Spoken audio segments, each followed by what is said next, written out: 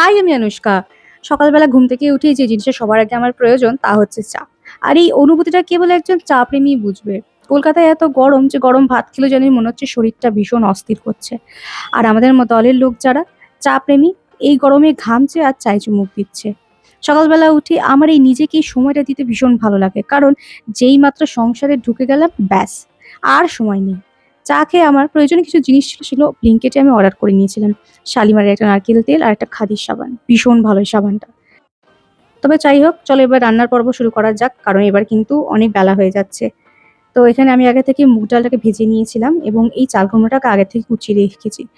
রেসিপিটা ভীষণ সোজা। তেজপাতা, জিরে আর শুকনো লঙ্কা ফোড়ন দিয়ে নাও। কুচনো যে চাল কুমড়ো আছে সেটাকে তার মধ্যে দিয়ে তার কিছুক্ষণ পরে ভাজা মুগ ডালটা দিয়ে নাও।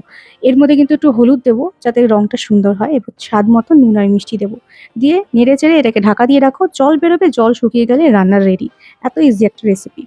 যাই হোক, আজকের ভিডিওটা এখানেই শেষ করছি। দেখা হবে তোমাদের সাথে আমার নেক্সট ভিডিওতে। বাই।